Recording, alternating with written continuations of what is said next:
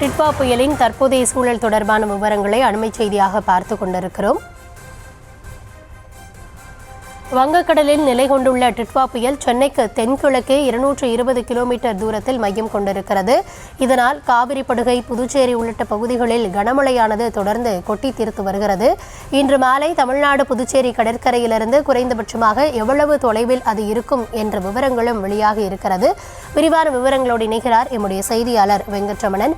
வெங்கட், வணக்கம். தொடர்ச்சியாக டிட்வா அதனுடைய நகர்வின் வேகம் இது குறித்த விவரங்களை நம்ம பார்த்துட்டு வரோம். முன்னமே சொன்னது மாதிரி டிட்வா கரையை கடக்காமல் கடலை ஒட்டியே கடந்து செல்வதற்கு வாய்ப்பு இருக்கா?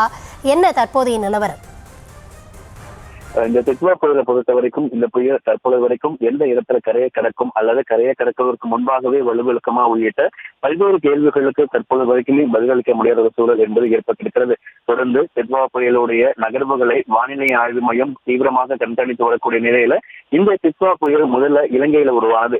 இலங்கையில இந்த டிட்வா புயலால இலங்கையில இதுவரை காணாத அளவுக்கு பெரும் மழையை பாதிப்பு என்பது ஏற்பட்டிருக்கிறது.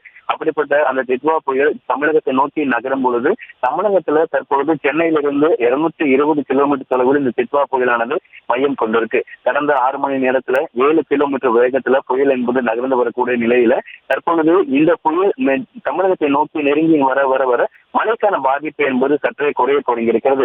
சென்னை உள்ளிட்ட வடகடலோர மாவட்டங்கள்ல மழையோட பாதிப்பு என்பது சற்றே குறைய தொடங்கியிருக்கிறது. இன்றைய தினத்தை பொறுத்த வரைக்கும் 2 மாவட்டங்களுக்கு, திருவள்ளூர், ராணிப்பேட்டை உள்ளிட்ட 2 மாவட்டங்களுக்கு அதி கனமழைக்கான 2 அலர்ட் எச்சரிக்கை விடுக்கப்பட்டிருக்கிறது. சென்னை, செங்கல்பட்டு, வேலூர், திருப்பத்தூர், காஞ்சிபுரம், கிருஷ்ணகிரி, தருமபுரி உள்ளிட்ட 9 மாவட்டங்களுக்கு ஆரஞ்சு அலர்ட் எச்சரிக்கை விடுக்கப்பட்டிருந்தாலும் அந்த அதி கனமழை, மிக கனமழை அளவுல மழை பதிவாகாது அப்படிங்கிற ஒரு தகவலை வானிலை ஆய்வு மையம் தெரிவித்திருக்கிறது.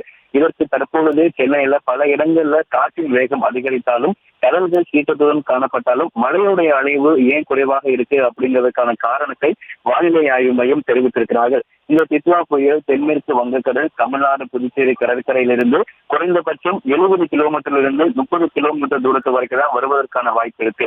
இப்ப சென்னையிலிருந்து 220 கிலோமீட்டர் தொலைவில் புயல் மையம் கொண்டிருக்கு. அதிகபட்சமாகவே இது சென்னைக்கு அருகே 75 கிலோமீட்டர் வரைக்கும் தான் வருவதற்கான வாய்ப்புகள் இருப்பதா இந்திய வானிலை ஆய்வு மையம் தெரிவித்திருக்கிறது.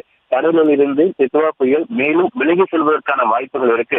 அப்படி அது விலகி செல்லும் பொழுது சென்னை மற்றும் வடகடலோரம் ஒட்டிருக்கக்கூடிய மாவட்டங்கள்ல மழை பொழிவு என்பது மிதமானது முதல் அதிகபட்சமாகவே கனமழை என்கின்ற அளவில் மட்டும்தான் பதிவாகுவதற்கான வாய்ப்புகள் இருப்பதாக கூறப்பட்டிருக்கு. ஏன்னா இன்னைக்கு ஒரு சில மாவட்டங்கள்ல அதிக கனமழை, 2 மாவட்டங்கள்ல அதிக கனமழை, 9 மாவட்டங்களில் மிக கனமழைக்கான எச்சரிக்கை கொடுக்கப்பட்டாலும் அந்த அளவுல ஒரு மிதமான மழைக்கும் ஒரு கனமழைக்கான வாய்ப்பு இருப்பதாக கூறப்பட்டிருக்கிறது.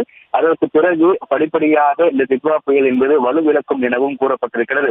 இந்த திருவள்ளூர், ராணிப்பேட்டை மாவட்டங்களுக்கு ரெட் அலர்ட் கொடுத்திருந்தாலும் அந்த அதி கனமழைக்கான மழைப்பொழிவு இருக்காது என கூறப்பட்டிருக்கிறது.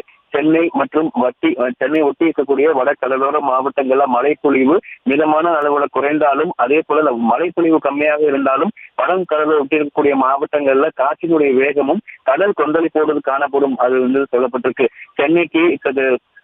சென்னையிலிருந்து 220 கிலோமீட்டர் தொலைவில் இருந்தாலும் அதிகபட்சமாக சென்னைக்கு 75 கிலோமீட்டர் வரைக்கும் தான் வரும் எனவும் அதற்கு பிறகு சென்னை இந்த புயல் என்பது கடலில் இருந்து டிட்வா புயல் மேலும் விலகி சென்று படிப்படியாக வலுவிழப்பதற்கான வாய்ப்பு இருப்பதன் காரணமாகத்தான் வடகடலோரம் மட்டும் இருக்கக்கூடிய மாவட்டங்கள், சென்னை உள்ளிட்ட மாவட்டங்கள்ல மழைப்பொழிவு குறைவாக இருந்து காற்றினுடைய வேகமும் கடல் சீற்றமும் அதிகமாக காணப்படுகிறது.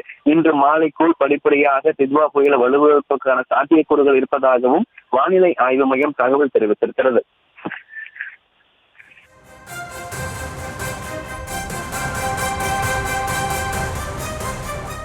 தற்போதைய விவரங்களுக்கு நன்றி வெங்கட்.